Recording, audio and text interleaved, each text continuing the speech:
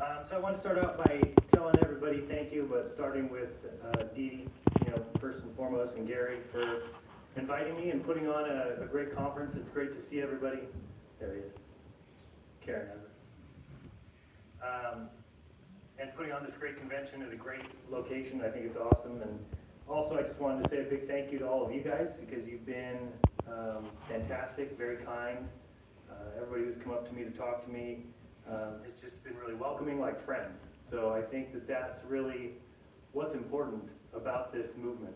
And I think it's something that gets missed a lot, is just getting together, like-minded people, talking, opening your hearts to other people, opening your minds to other ideas. And it's really exciting to be here. But one of the things that, if you would have told me 5 years ago that I would be in Amsterdam today giving a presentation on flat Earth, I would have told you were crazy. But obviously the world, moves in weird ways, and that's where we are. So it's been great. Amsterdam's been great, beautiful city. The architecture is fantastic. Been here for only 2 days, and a big thank you to Mike for showing me around yesterday. And we did check out a coffee shop, so that was fun. Caused me to take an early nap yesterday. But just beautiful. I mean, I can't even express in words how amazing it is to be here in Europe. So the only thing that I thought was a little bit scary is I saw some of these mushroom shops, and I was afraid that if I did any of those, I would come home believing in this. So that told me to stay away from that. Or I might believe in this. Can you believe that this is supposed to be real? Can you believe that? It's a picture, and believe it or not, that there is Earth. If you want to believe the stories that NASA tells you, and science wants to push that into the minds of the youth and everything, but not me. I don't believe it. So this presentation is going to be pretty short, and if you've ever seen any of my live streams, you know I go all over the place. I just sometimes have a hard time staying on track, so I might get carried away and bring up some other topics, but for the most part, I want to stay on topic, so I have a couple, 7 topics I want to cover. One of them being, what is flat Earth and why does it matter? One thing that we need to recognize is that the more science explores reality, the more baffled it becomes. I mean, that's something that can be seen pretty much in every scientific field. They're very confused as to what things are real. Everything's changing. We've heard tonight, you brought it up great, what is a particle? These things have been explained and taught as facts, and that these things are easily grasped when they're not. They're not even real items, real things. So to me, what is flat Earth? Why is it important? It's important because truth matters, right? Just like my shirt shows, just like the slide shows. I think we get away from the importance of truth when we are indoctrinated to what to believe, what is true, what is factual.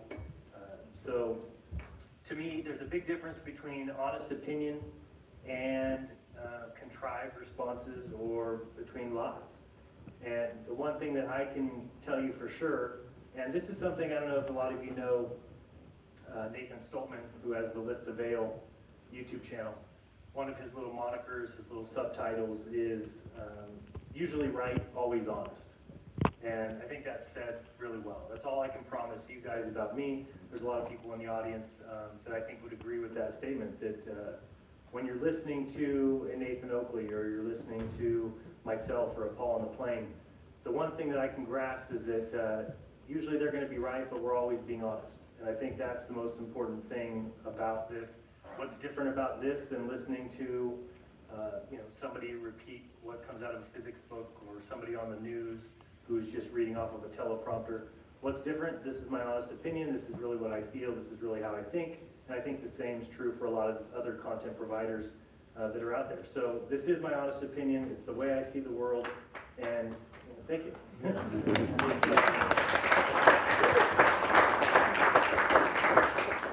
It's no longer about what I was taught, because if it was true what I was taught, then eventually when you look into it, when you get to a certain age, when you start to do the checks on it yourself, you would come to the conclusion that those things are panning out, that they're matching observations, that they're matching intuition, logic. That's not true. When we look at these things, they don't match. And so some people can just turn their head and say, I'm going to deal with it. Dave Weiss says it best all the time, that it's really easy to believe a lie. You know, I could get up here and tell you guys a story about what happened earlier today, and you can just all sit there and believe it. In order to really investigate whether or not I'm telling you the truth or whether or not I'm making up a story, you'd have to actually go back and track my day. What time did Gary get up? Where did he go? How did he get here? Did he really stop off at X Street or whatever? So it's very easy to tell lies, very easy for people to believe lies. And when you look at that statement alone, it's very easy to tell lies, and it's very easy to believe lies. You can start to see what happens to this world, and why it's gone south, and why it's a place of lies now. So,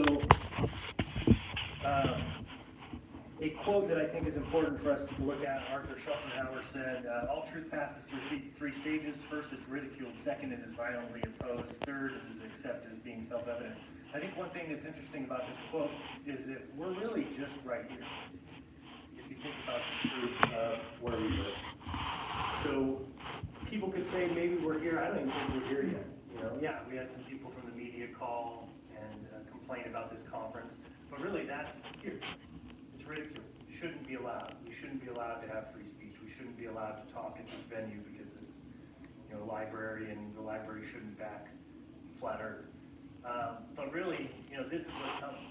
You know, I think that this is what's coming. So a lot of people ask me, if you asked me at lunch today, when do I think this will go mainstream? And I think it is mainstream right now, but it's mainstream that's it's ridiculed in the mainstream. And that's what we should really expect. So I'm no longer shocked when I see those things happen.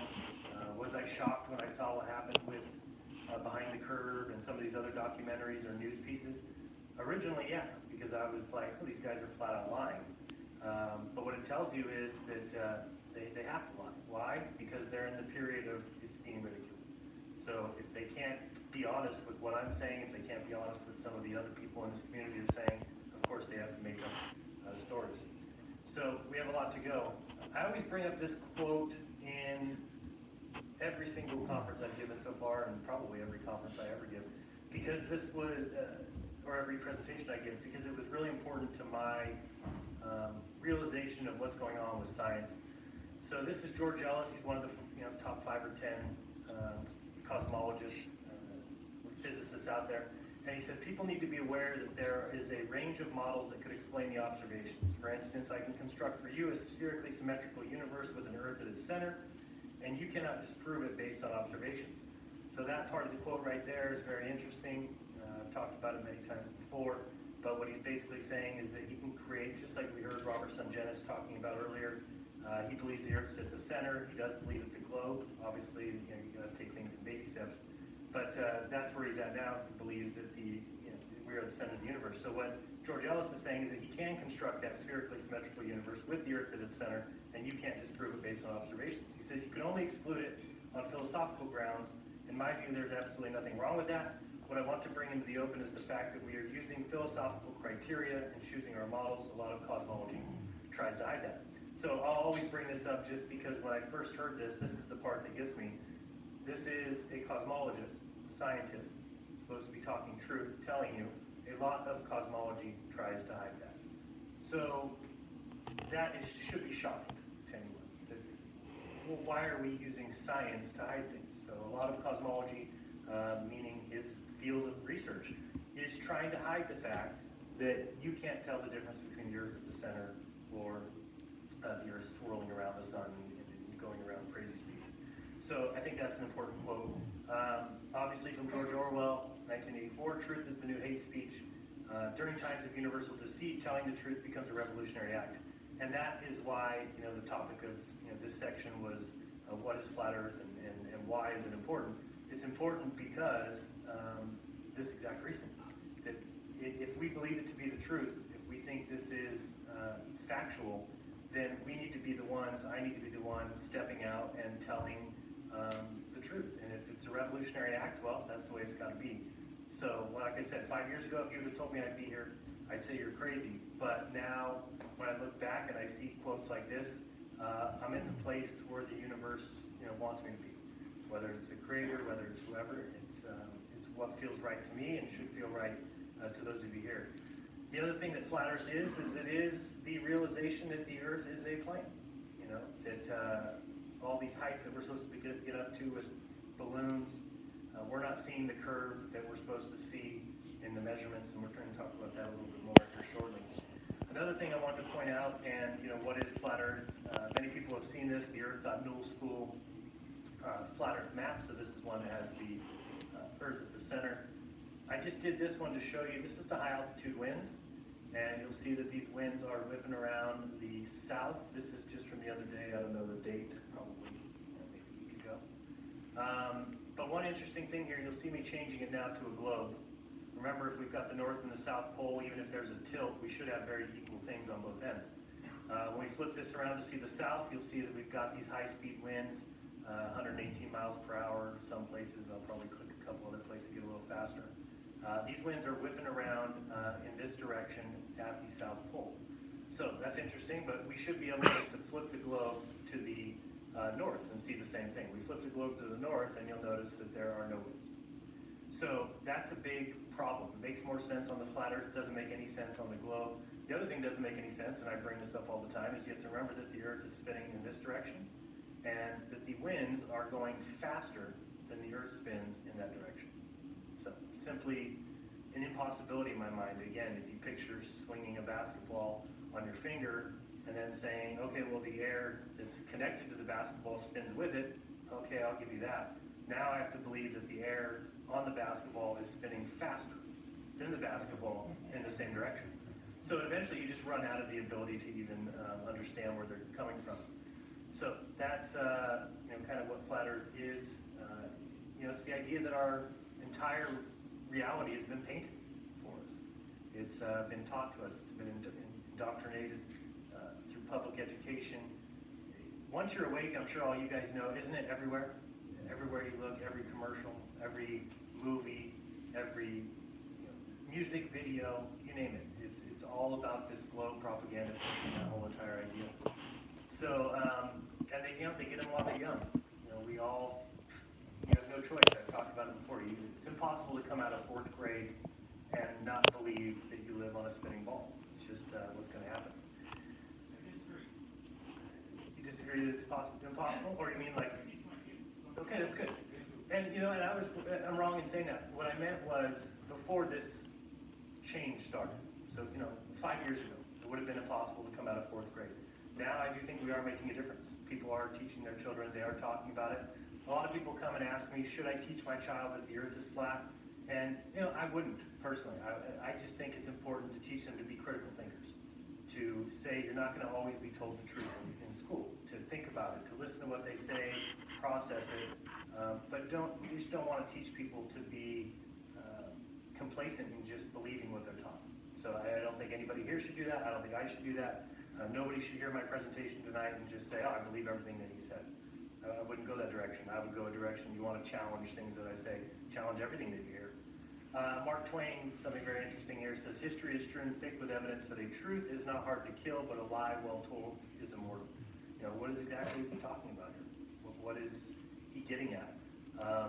Could be a lot of things, but really people think that when they read history books, that's the truth. The truth is what gets cemented on paper. But obviously Mark Twain felt differently. That the truth is not hard to kill. Obviously, if you can write it out of a book in a minute, it's gone. But a lie well told is immortal. So very important quote there. What the flat Earth isn't, I'll kind of go through this quickly because a lot of people covered the same topic that Paul and Twain mostly hit some of these that I don't want to be repeating, but it's not this flying disc in space with the moon here and flying upwards at 9.8 meters per second squared, so 10 media here. We don't believe that. We don't believe that we're floating in space, that we're out here with these galaxy clouds, the Magellanic clouds, or out here in the stars. That's not what we believe. We don't think, obviously, also, just so you know, we didn't just appear out of a cave. I don't know where the media is, but a lot of people think that, oh, flat earthers are so dumb, they must have just woke up yesterday. No, we all went to school just like you did. We learned the same things you guys did. We've just come to a different realization. We don't believe that we're a flying space pizza, which is what you'll see when it's ridiculed in every article and every newspaper. They'll always have that picture or online article. Also, it's important for me to point out it's not a religious movement. I think a lot of people treat Flat Earth as a religious movement. Obviously, we've got the conferences in the United States that are put on, by Robbie, who's Christian. But I think I leave it open to anybody to come up. They have their own ideas of the infinite, and each person needs to be on their own path and needs to find their way to what I believe is true. I believe that there is a creator. I believe that we will be judged for our actions here. But I think the path that each person takes to get to that realization is up to them. So I'm not here to tell you that if you don't do this or that, or you wear threads that you're not supposed to wear, or do this, that you're going to go to hell. I'm not here to tell you that. So I don't think it's religious. It's not Christian. It's not Islamic. None of us belong to the Flat Earth Society. Paul said that really well. There is no edge. Obviously, we don't believe that. We're not an upward floating disc. We don't believe that all pilots are liars, so please don't say that. We don't believe all scientists are liars. We don't believe everyone at NASA is in on it. So I don't know any flat earthers that believe those things. So please don't tell people that that's what we believe. We don't believe that there's another side, at least for me. Maybe you guys have a different opinion of how flat Earth works. Dave Weiss said it really well the other day when he says we are the basement of the universe. I thought that was a really interesting way to put it, and I kind of believe that the Earth is all that there is. So I think that we are of prime importance. I believe that the universe, everything that we see in the sky was put here for us, for time telling, for signs and times, if you will. But I certainly don't think that we're out floating in the endless space and the sun is over here and that kind of nonsense. So don't tell us that, or don't write that about us. We'll talk a little bit about pseudoscience and mathemagic, but what exactly is pseudoscience? Two different definitions here, but pseudoscience is a collection of beliefs or practices mistakenly regarded as being based on a scientific method.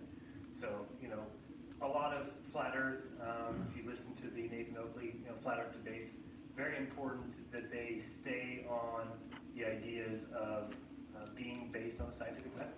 Because what happens is a lot of these globers venture into the idea of pseudoscience, which is pseudoscience consists of statements, beliefs, or practices that are claimed to be both scientific and factual, but are incompatible with the scientific method.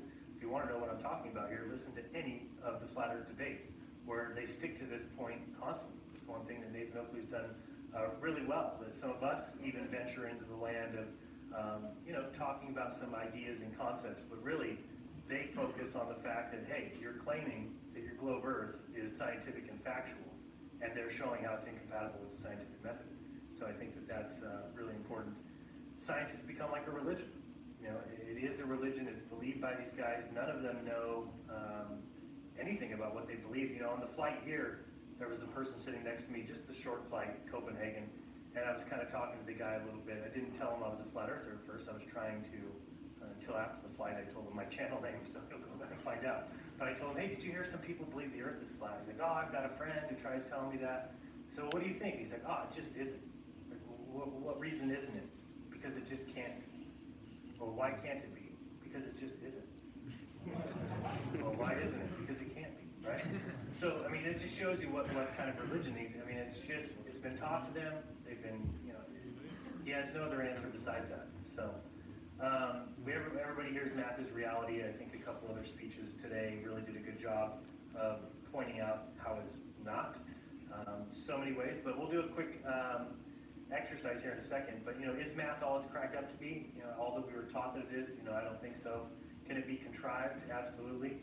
One of the questions that you guys can argue between yourselves is it invented or is it discovered? It's a tough question, no matter how you look at that. But we'll just do a quick exercise here just to show you a little example here. So everybody pick a number 1 through 9, keep in your head. Okay? Got the number? So multiply that number by 3. Hopefully you can do that in your head. You got that? All right. Add 3. All right, got that? Multiply again by 3. Hopefully you can still come up with something. You got it? You should have a 2-digit answer in your head. So add those 2 digits together. So if you had 22, add 2 plus 2 would be 4. You got that number? So now we're going to see what your opinion of my YouTube channel is. So go ahead and find it up here, what numbers matches the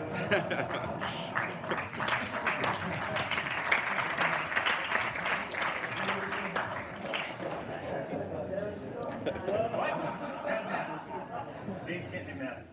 No. Yeah, if you came up with any answer other than 9, your math is terrible.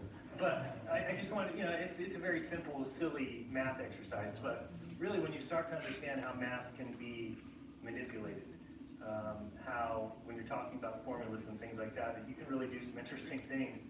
There's another one here, pick any number, and you can pick any number, but multiply it by 2, add 6, divide by 2, subtract your starting number, and everybody will come out to 3. Yeah. So everybody's seen these before, very interesting, but Albert Einstein said, as far as the laws of mathematics refer to reality, they are not certain, and as far as they are certain, they do not refer to reality. So certainly interesting that we go to Einstein a lot for quotes. Obviously, I saw this in somebody else's presentation. Might have been Paul's. Was it yours, Paul? Thanks for stealing my content. The scientists from Plankton and Morse were clear thinkers and did not produce erroneous theories. The scientists of today think deeply instead of clearly. One must be sane to think clearly, but one can think deeply and be quite insane. Today's scientists have substituted mathematics for experiments, and they wander off through equation after equation and eventually build a structure which has no relation to reality. So Nikola Tesla. Another interesting quote here, and going back to Einstein, everybody's seen this one before. But I always talk about the fact that weren't we all taught in school that the sun most certainly, or the earth most certainly goes around the sun, right?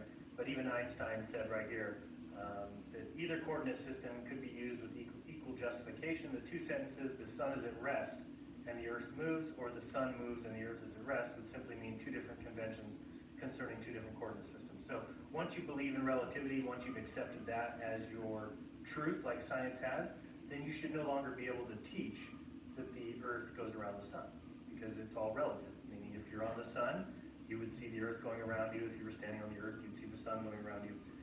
So obviously, like he says, it's the same thing. Oops. Just talking about math real quick. I don't know if anybody's ever seen this. I've showed it a few times because I think it's an idea if you know what Common Core math is being taught in the United States right now. Let's read this question together and look what the child answered. Carol read 28 pages of a book on Monday and 103 pages on Tuesday. Okay? Is 75 pages a reasonable answer for how many pages, more pages Carol read on Tuesday than on Monday? So you think of that, you say, well, 103. Yeah, well, that looks like, explain your answer. Okay, so this child said yes, 75 is a reasonable answer because 103 minus 28 equals 75. 103 minus 20. The teacher marked it minus 1 because you need to estimate. 100 minus 30 equals 7.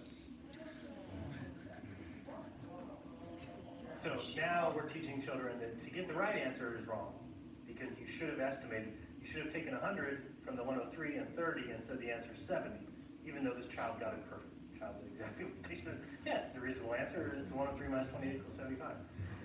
But not in today's world. They're just teaching children to be dumbed down. It is a world of lies. You have every right to question what liars say. There's no doubt in my mind. I'll proclaim that until the day I die. You have the mainstream narrative, which we know is a lie. The Federal Reserve System, we know is a lie. The fiat debt, based currency. The medical industry, the pharmaceutical industry, which is not meant to make you any better, simply meant for profits. The education system, as we talked about, these recent college admission scams. I don't know if you've seen that in the American news. Vaccines and flu shots, give them away for free now. You can even get a $5 coupon from certain stores in the United States if you get your flu shot for free. Elections, our DNC and RNC are completely corrupt. The food pyramid, it's a joke. All wars are completely jokes. The war on drugs in the United States couldn't be a further joke. Weapons, we found out that the United States government is actually directly involved with these weapons manufacturers, bringing weapons into the United States. Same thing with drugs, bringing cocaine into the United States. So we're dealing with liars from the start. Russian collusion, corruption we've heard about recently, the swine flu, ozone depletion, the censorship of free speech should tell us something. But in the USA, we have Operation Northwoods, the Gulf of Tonkin, Operation Paperclip.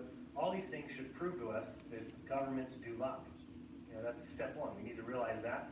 I can't speak on behalf of your government here, but certainly my government has proven to me that they're liars. They pad their pockets. They're not here for my benefit. They're here for their benefit. So once you realize that the world is a world of lies, then you should be able to move forward from there. Like in Rodrigo's presentation, he had talking about Hollywood, music, it's all lies. History, we know is lies. Government grants, corruption.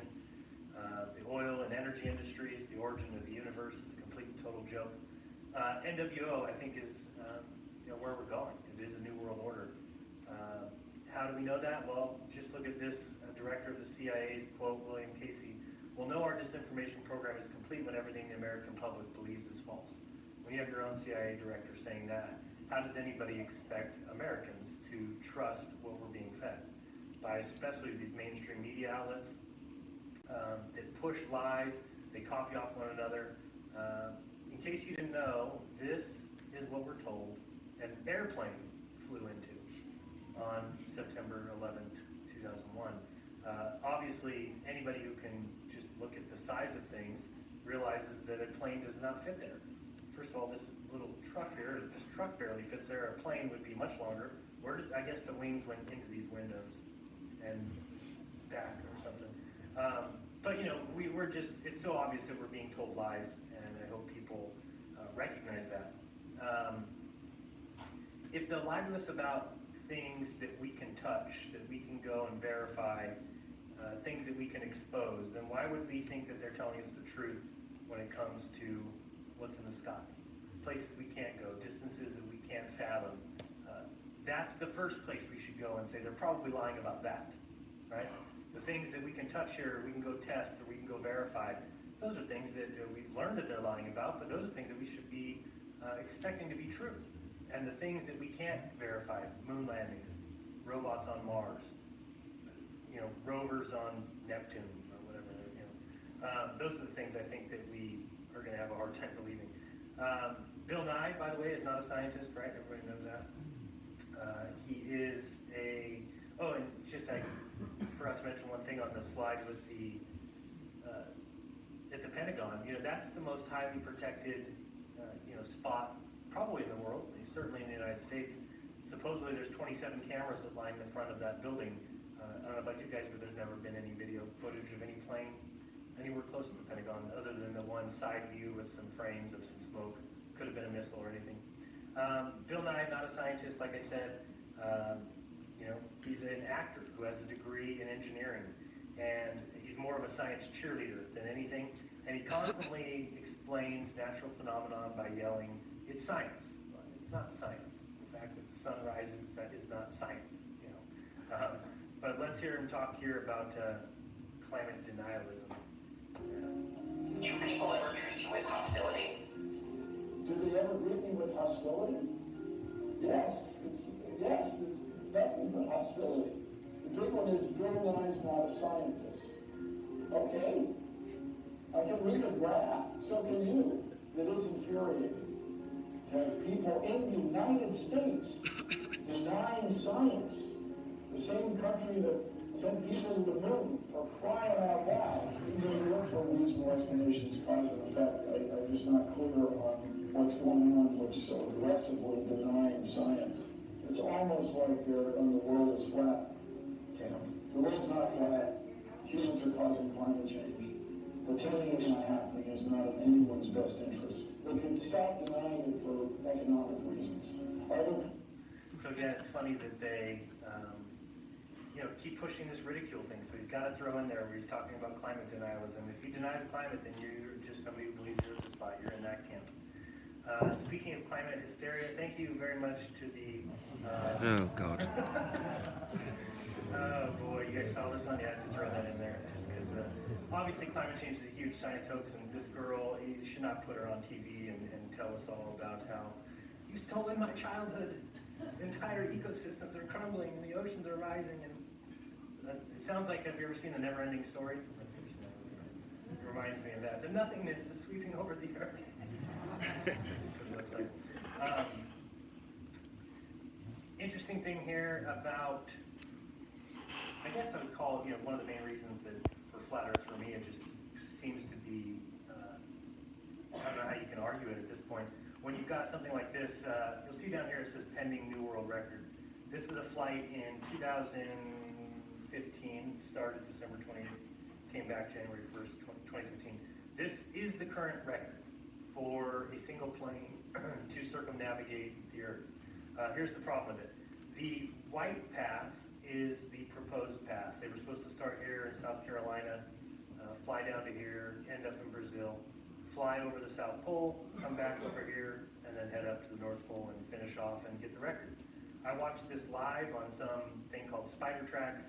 The plane flew down here to the south, flew to the 90 degrees, and then flew right back. And then went around this way, and this way, and I said, okay, well, at least they won't get the record. No, they got the record. And I said, but this isn't circumnavigation. How can somebody going to the South Pole and then returning where they came from? So the red path that you see is the path that was actually taken. The white path is the proposed path. For me, that's just really important. Now, you'll have people tell me that Sir Rundle Fines, I don't know if you know who he is, supposedly traversed in the late 70s, early 80s. As you can see up here, these dates. But when I go looking, and these are all things put out by him, I find different, this is a 100,000-mile route. Okay, well, they tell me it's 100,000. Over here, it's a 35,000-mile journey. Okay, over here, he did a 52,000-mile journey. It's just making it up. And it's like, Ira said, they can just put any numbers in there, and people will believe it. Anybody who reads this will believe it. Anybody who reads this book will believe it's 52. Anybody who goes to his own website will believe it's 100. But again, it's not very true if you ask me. This goes to what Ira was talking about. Now we've got scientists asking, whether even photons exist. So we were all taught these things were fact, right? Photons, it's how light travels. But again, right here we've got people saying that photons don't even exist. I don't know if you've seen this recently. I don't know if this is a little bit older of an article, 2014, but now there's physics professors telling students that scientific evidence points to a designer getting away completely from the ideas of evolution, which is great, because you know how hard it is to get away with not teaching evolution in school. It's nearly impossible. You won't even have a job for very long if you don't pull it. This is recently, just 2 months ago or so. But again, famed Yale computer science professor quits believing in Darwin's theory. A couple good videos on YouTube if you want to look this guy up. David Geller. But definitely check it out, because he no longer believes it, and I don't think anybody should. The reason I bring up evolution so much is I just hope people understand that there's a lot of people who have broken through the evolution idea. You'll talk to a lot of people who just say, oh, I don't believe in evolution. My hope is pretty soon we get the globe to the same point, where a lot of people understand that, yeah, we're taught it. Yeah, it has to be taught in school. Yeah, it's going to be in curriculum. Yeah, it's going to be in textbooks, but they just dismiss it. A lot of people are able to do that with evolution. Right now I can talk to people on the street and say, well, what do you think of evolution? They may believe the Earth's a globe and everything else, but they're at least able to say, well, I don't believe in evolution. I understand why it's taught. I understand why they have to teach it.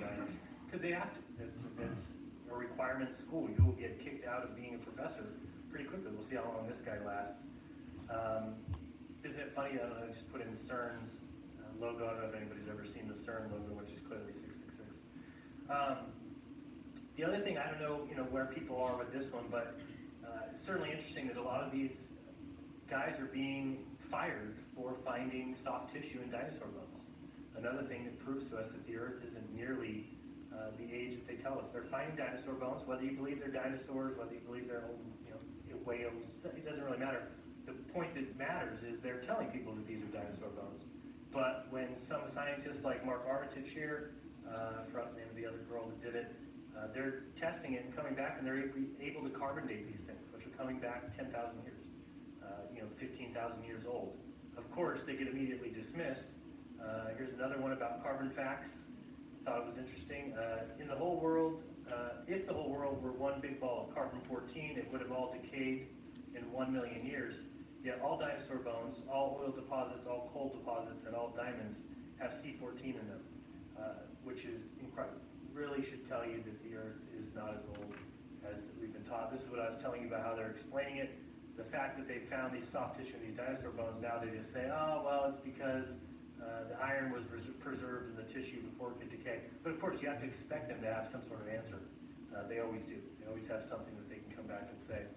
Isn't it funny? Many people know Kent Hovind, but he's somebody who should be on the flat Earth side. I don't know how long it's going to take for him to come here, but he already tells us that chemical evolution is a lie, stellar evolution is a lie, organic evolution is a lie, macroevolution is a lie, geologic columns are a lie, dinosaurs are a lie, Earth age, Pangea, but he believes in the globe. So sometimes you just, eventually maybe you'll get there, but sometimes maybe not. It's hard, to know. We could talk a lot about, NASA lies, and I talked about it in my movie, Going Nowhere Since 1958. But remember, which is incredible to think about, that the space industry is worth more than music, movies, and video games combined. How much more? It's double. So think about me getting up here and telling you that, we should get rid of music, it doesn't work anymore. That's going to have such a huge backlash because there's an entire music industry that has to sell things, has to hire people, has to make money.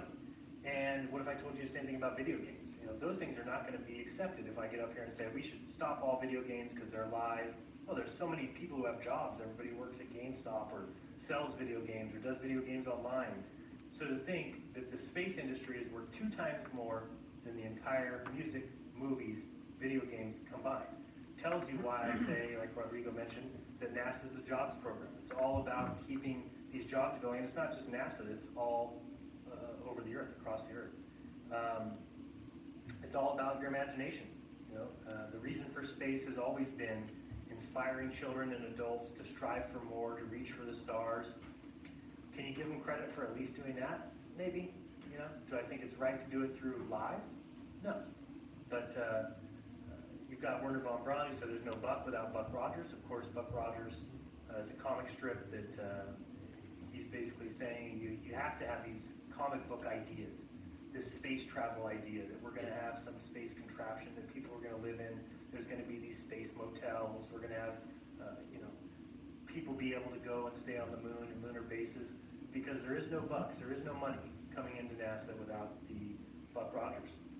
They even have to parade their little thing through the streets so that they can make sure everybody sees them. Hey, we do have this plane, it does go to space. Many people have seen this video. I just put in just this clip because I've talked about it many times before, but clearly what we're seeing is these guys pixelate out as they do these moves, and the background stays completely fine, which only happens when you've got this green screen here with possibly something in the background, whether they're on wires. I think they do it in many different ways just so we can never pinpoint it. Obviously, you get pictures like this from NASA, but we can see clearly this craft is not bent in this way. Is there actually some sort of craft up there taking pictures? No, I think it's too easy to do in other ways, which I'll show you here shortly. We can see this bend here is clearly the same bend as here on this craft. Same thing here. It's all done with fisheye lenses. This clearly, anyone ever looked up at night and seen a yellow haze? I haven't seen it myself, but maybe other people have. Clearly this is just fake footage. We've all seen these images, the shadow on the wall here when you reduce or add the enhancements, which tells me that it's inside. We've got these tracks and things that they built, and this is exactly what looks like the footage. It looks like the footage that we get from NASA. Believe it or not, this is supposed to actually be real. You can tell here in a second, you're going to see the window here move because supposedly somebody's in some other craft filming this craft. See here? Okay. You can believe that if you want, but I've done a video before. Have that on order, maybe. We'll get back to that. Oh, should Armstrong be trusted? This is the biggest one for me that I could never. Mr. Armstrong worked several ABC Digital. Wanted to give you the opportunity to swear on the Bible that you walked on the moon. Will you put your left hand on the Bible and swear to God that you walked on the moon? Jim, Mr. Sarko. Yes. If you really walked on the moon, why would you not do that? So why don't you just put the end to the record in the argument, then put your hand on the Bible, swear to God. Think how easy this would have been for him to do. Mr. Sarko, no one knew that's probably. If he went on the moon. Really?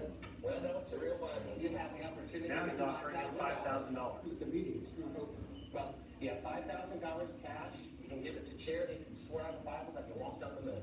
I would take it.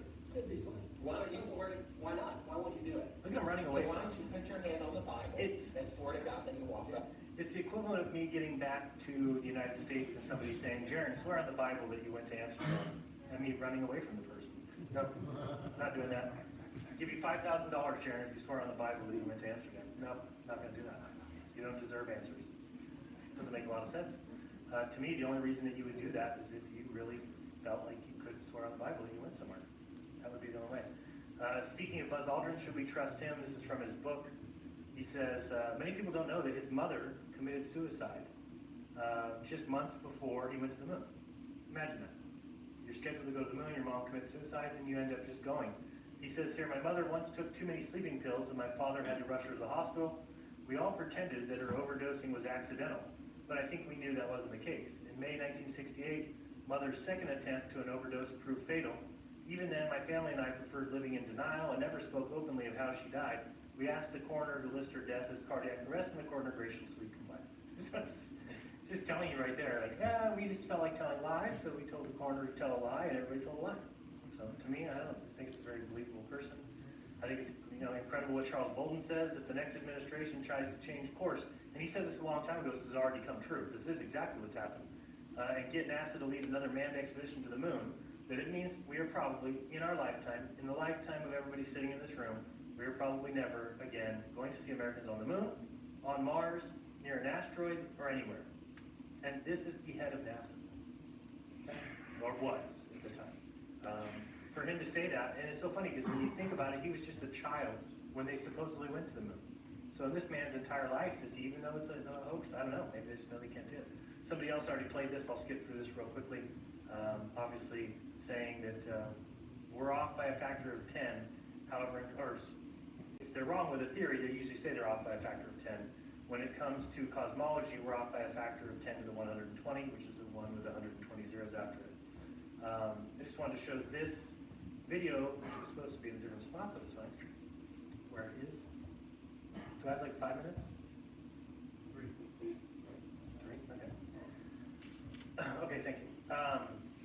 But I've showed this video before, but just like I showed you before, the picture of the ISS sitting outside or looking through a window, how easy this was for me to do. Let's get past my cat. How easy this was for me to do. I did this with a 99-cent, about $1, about €1, piece of green, green poster board. That just by putting it in my window and taping it nice and neat, you can make it so when you open the window, you look out. That cost me $1. So when I know NASA has $56 million a day, obviously they can, when I move it around, it still looks like I'm looking out, the window. And that's very easy for anybody to do. You can't even see on the edges. You can't see, somebody can't say, oh, I can see a little bit of green. Oh, look, I can see what's going on here. No, it looks the same as all of their videos when they go to the cupola. And again, this cost me 99 cents to do. So when you see pictures like this, this to me could just be the same thing. It doesn't have to be real at all. Same thing with this, right? So this is something that they show as being real, but it really has no difference than what I just showed you. Yeah, sure, mine was a little more ridiculous, but it still cost me $1. So when I see this, I'm no longer impressed. It's just too easy to do this mock-up stuff. But a lot of people, they see things and they think that it's real. They think that everything that they see on TV is real. They think this is real. This is CGI, as is most things that we come across now. And for some of the best realizations or really proofs of that, watching some of your stuff really shows me a lot of what he can do with 3D modeling.